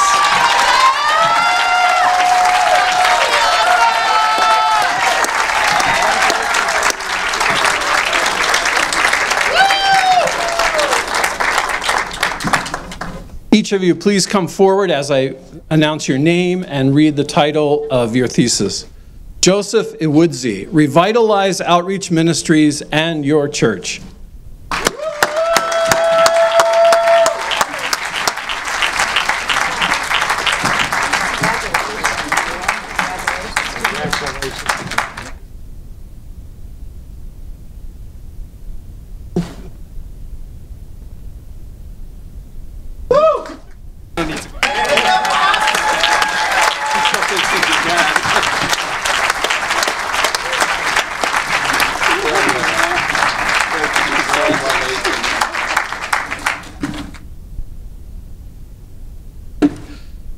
Faculty Associate Michael Piazza, Fishing in a Shallow Sea, Guiding Principles for Mainline Church Survival in the 21st Century. Michael.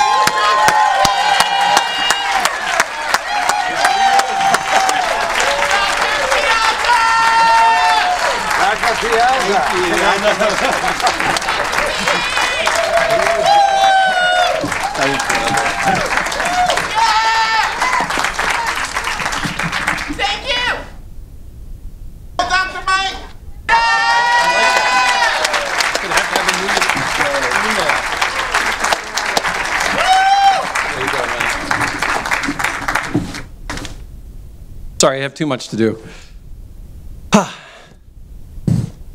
All right. Every year, the faculty award 3 scholarship prizes for outstanding papers written by our students. Students are nominated by the faculty, and today we acknowledge those prize recipients and celebrate their accomplishments. This year we had 9 outstanding papers nominated, and the selection of the winners was quite challenging. We begin with the Hartford Scholarship Fund, awarded to the degree program student who has demonstrated excellence in written expression.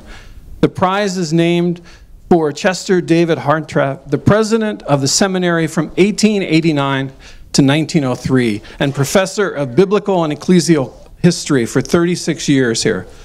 Our recipient this year is Zubair Osman Youssef for his paper all about Muslim identity in the federal prison system, power and domination, nominated by Professor Yuskayev. Zubair, if you're in the crowd, please stand. If not, let's celebrate anyway.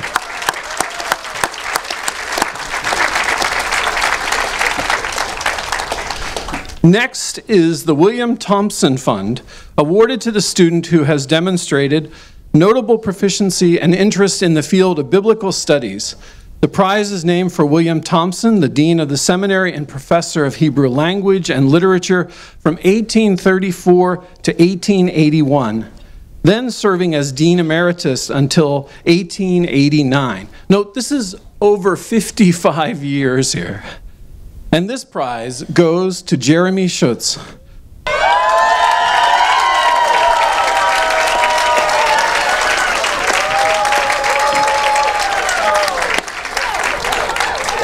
His paper was entitled, Reclaiming What Was Taken, Women's Survival of Rape in the Book of Revelation, and it was nominated by Chanel Smith.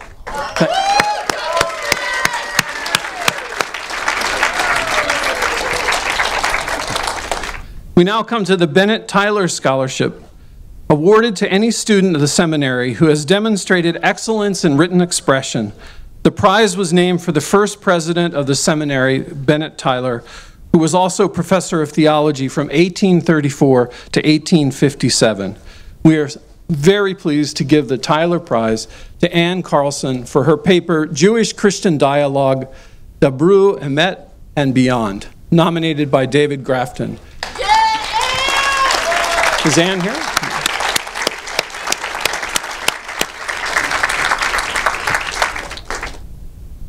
In addition to these scholarship writing prizes, we also acknowledge today an Interfaith Service Award known as the Seeley J. Terry Prize, awarded to the student who demonstrates a commitment to,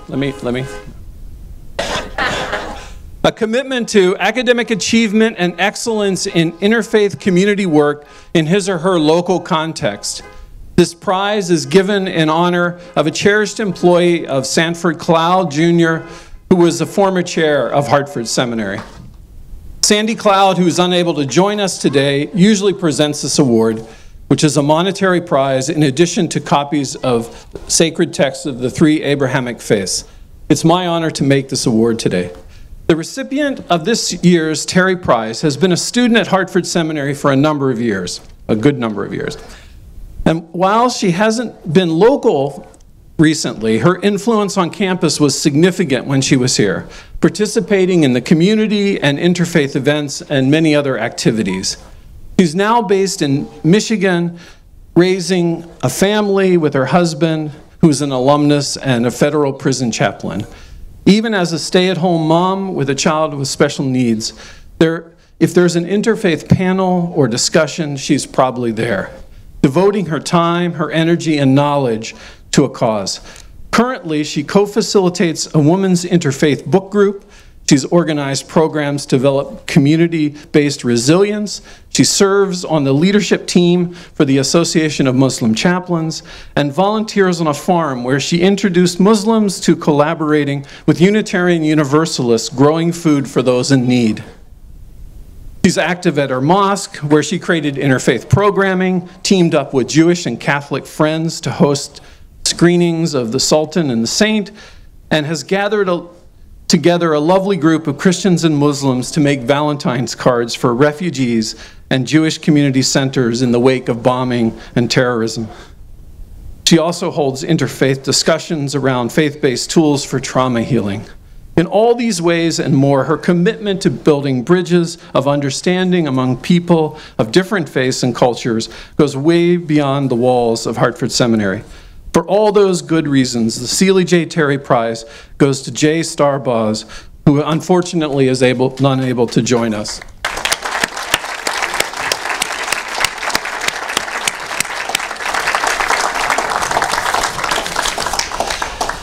And just when you thought we were finished with awarding prizes, I have another.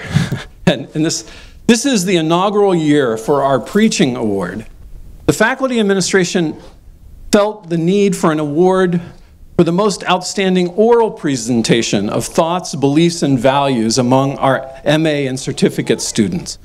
Every religious tradition places considerable importance around the verbal speaking of instructions and commitments and sacred messages. We felt it was essential to honor the excellence of our students' gifts through this expression, as well as in written forms and service. This award comes with a monetary prize and the honor of delivering their presentation to the Board of Trustees at the final chapel service of the year. This year, we had 8 contestants who were willing to step up and try for the competition, and you can see their names in the program. They were all certainly winners. The competition was held about 2 weeks ago and was truly the high point of my semester until today. I was reminded that day why I chose Hartford Seminary and continue to choose to be a part of the school, and why I feel chosen by it in return. Each of the contestants did an amazing job of crafting their sermon or talk, refining their delivery, practicing over and again, and moving the audience through their messages. I strongly encourage you to check out Hartford Seminary's Facebook page for pictures and the video of the winner's presentation. It's truly my honor to make this award today to someone I know will have an amazing ministry as a rabbi, even as she does in interfaith relations.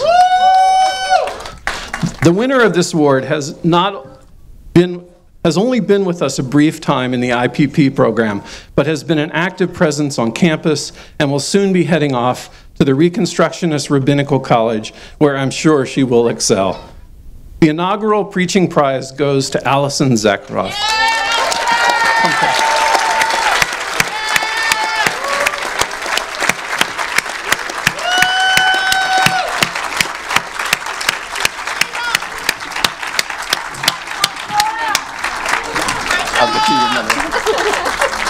So now Allison gets to present her sermon.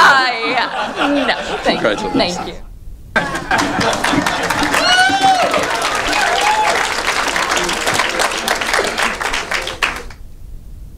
It was truly a moving sermon. It really was. At this time, I would like to invite our president to the podium again to announce this year's honorary doctoral recipients.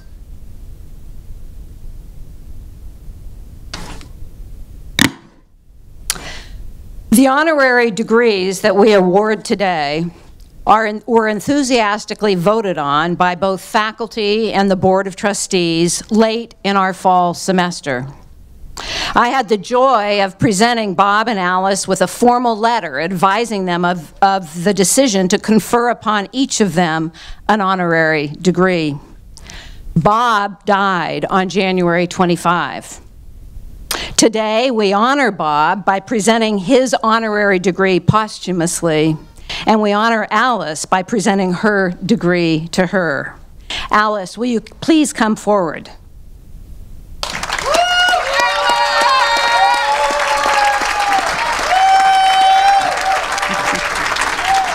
Yeah. So first we're going to do Bob's. Okay. Yeah, come here.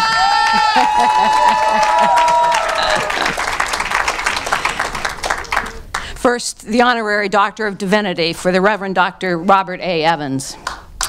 The Reverend Dr. Robert A. Evans was a tireless educator, author, and advocate for nonviolent conflict resolution. a longtime resident of Simsbury, Connecticut, and later Bloomfield, he died on January 25th at the age of 80. A few years before his death, as I said, he learned that he would receive this honorary degree. Anyone who met the Reverend Dr. Robert A. Evans, better known as Bob, became an immediate friend.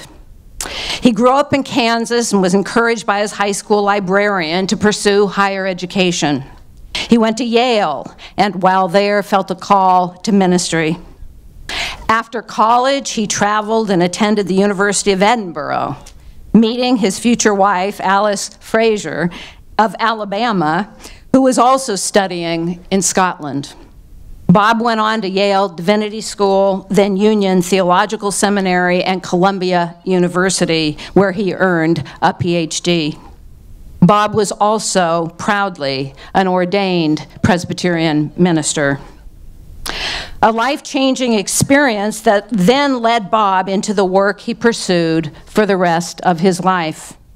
While teaching at McCormick Theological Seminary, he participated in an exchange teaching program in Uganda, and while he was there, saw the violence and genocide that ensued when Idi Amin came to power. That turned his focus to developing ways to change society through nonviolent means, which led to an association with Bishop Desmond Tutu and his extensive work on helping to end apartheid in South Africa, and working in many other parts of the world as well, including Nagaland in India, Indonesia, and Brazil with Paulo Freire. In the 1970s, Bob was a theological professor right here at Hartford Seminary. And then in 1981, he and Alice launched the Plowshares Institute in Simsbury. Plowshares, nominated twice for the Nobel Peace Prize, did many things, including leading immersion trips around the world and the development of the case study method of teaching and learning in theological education. Together, Bob and Alice wrote a number of books and frequently returned to teach at Hartford Seminary, especially in the International Peacemaking program. Unshakably optimistic and enthusiastic, Bob traveled the world with Alice for close to 40 years, maybe more, longer, teaching and challenging others to pursue peace. In 2015, Bob and Alice retired and closed Plowshares, generously donating funds to Hartford Seminary to support scholarships in the International Peacemaking program and to provide enrichment opportunities for those program students. For Bob Evans's life work of unwavering commitment to the pursuit of the values of both peace and justice for all, everywhere, and to the process of nonviolent change, Hartford Seminary is pleased to present the posthumous degree of the Doctor of Divinity honoris causa.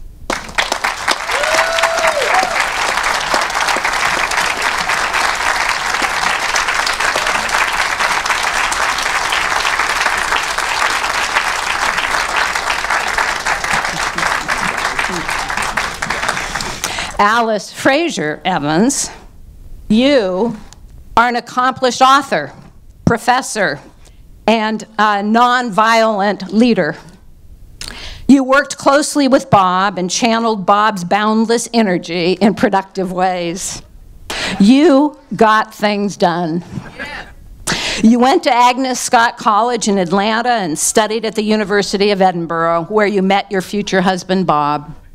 You taught English and English as a second language while working with Bob in places such as Uganda, where you and your 3 young children had to be smuggled out of the country, hidden under blankets because of the political situation there. And 2 of those children are right here.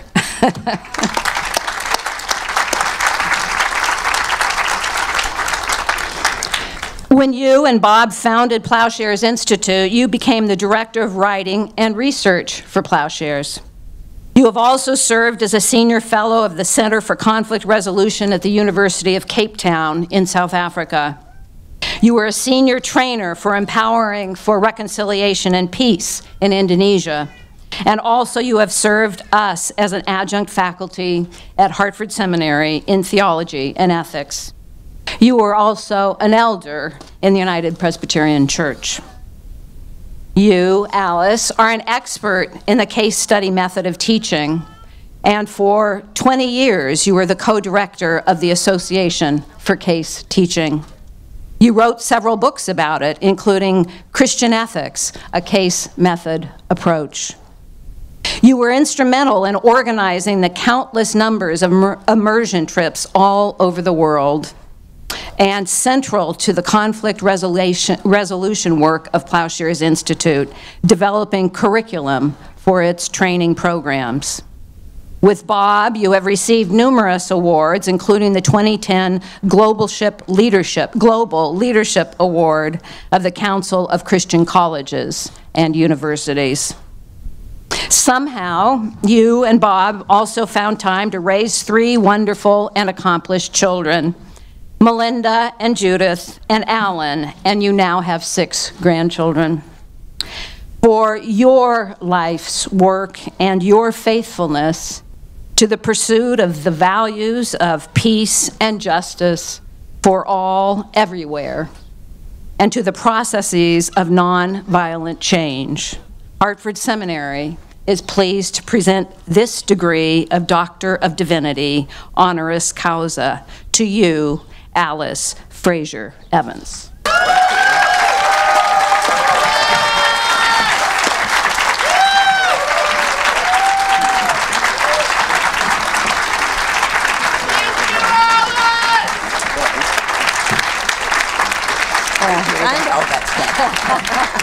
Well, good, stay here then. Yeah, there they are. There we go. Melinda and Judith.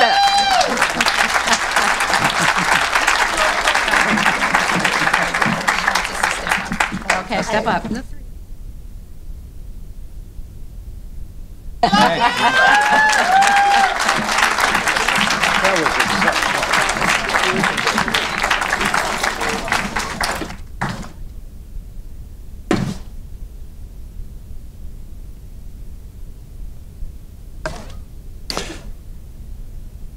As the ceremonies come to a conclusion, not yet though, we welcome to the podium Reverend John Amos Liss, who is the chair of the Alumni Council. Amos holds a BS in Electrical Engineering from the University of Massachusetts Lowell, certificate in Black Ministries, a master's in Religious Studies from Hartford Seminary, and he's the marriage and family therapist and works as a domestic violence counselor.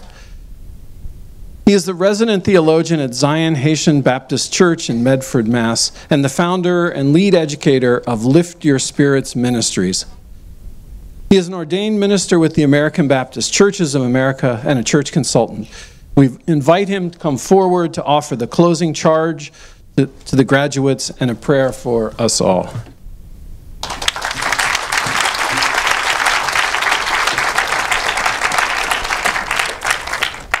Good evening, everyone. Bonsoir tout le monde. As Dr. Scott already said, I'm the chair of the Alumni Council. And my job today is to make sure you guys, before you leave, the graduates, we get your information. We have a lovely table out in the lobby. We have a gift for you. All we ask is that you give us your information before you leave. So you can say it's not really a free gift. There's a catch to it. So we want your information. Please, we want to be in contact with you. We want to know what you are doing. We want to know how we can support you. We want to be part of whatever you do. At least give us an active email address where we can reach you. Please do so. So I'm the last speaker for the night, and I have a speech, and 95% of what I was about to say have already been said by our lovely speakers by Dean Scott, by President Hartford. So I'll be short and brief. Graduates, I've been here before. I've been on that stage twice before. I know you've studied hard. You pull all-nighters. You made sacrifices. You had to juggle school, work, family life. I know it wasn't easy. But I want you to remember, you did not do it alone. There were people and family and friends in your life who cry with you, who proofread your papers for you, who watch your kid while you go to class, who support you financially. I want you, all the graduates, to stand up and applaud all those people who supported you through your studies.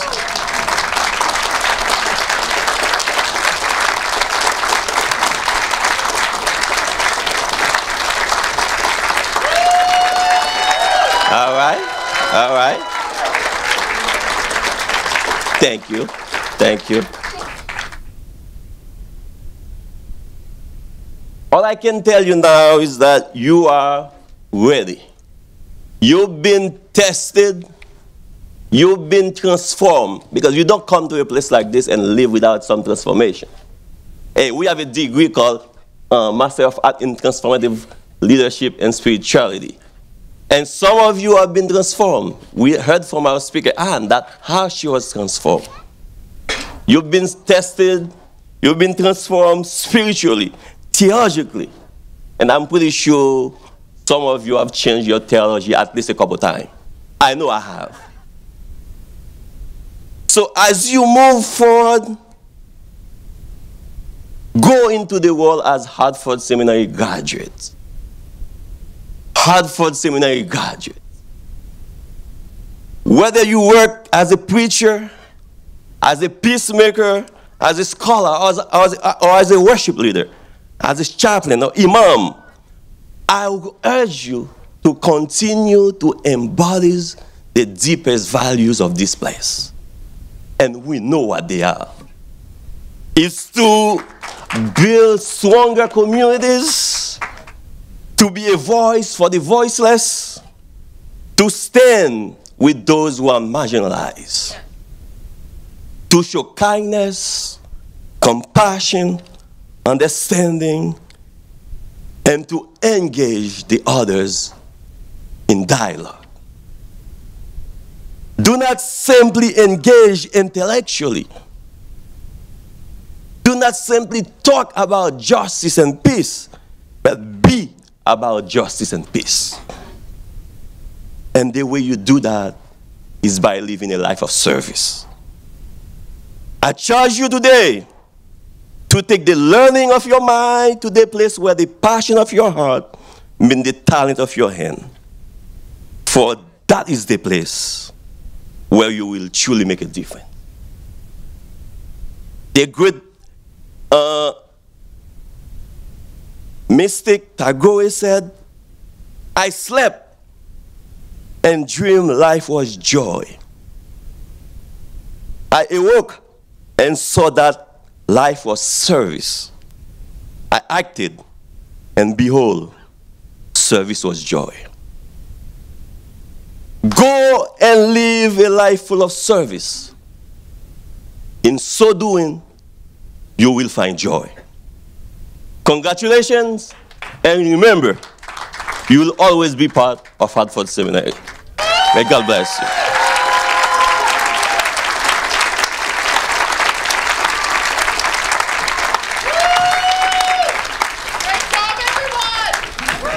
Now, I know the food is waiting. And by the way, we're feeding you too. So you gotta give us your info. So let us bow our head in prayer. In créole, Dieu parfait, Dieu saint, nous disons merci pour Hartford Seminary. Pour l'institution qu'on a placée comme un exemple de un symbole de paix et d'amour, de love, de compassion et d'engagement avec les autres. Perfect God, holy God, we thank you for life. We thank you for this day. We thank you for Hartford Seminary. We thank you for all the faculties and staff who work at Hartford Seminary. May this institution continues to be an example of hope, peace, love, kindness, and engagement and dialogue in a world of difference. These graduates, oh God, have studied hard. They have made sacrifices. They have acquired the knowledge needed. Please, oh God, show them how to use it wisely to make this world a better place. As they leave this sacred place, oh God, may your blessing be upon them and their families.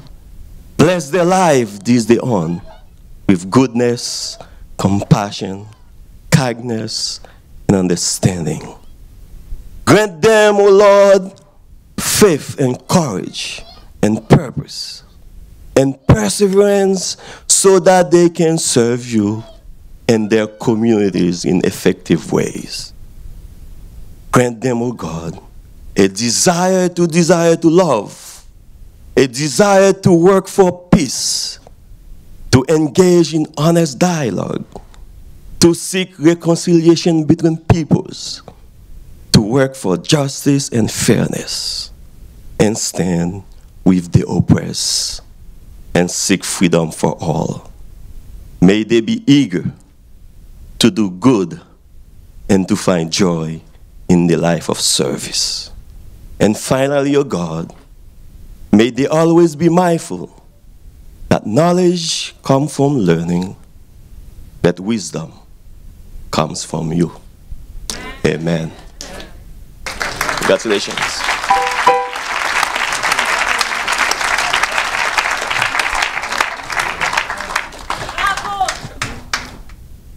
And now the time we've all been waiting for, the celebration party, right? So after the recessional hymn, please join us in the meeting room for food and celebration and enjoyment.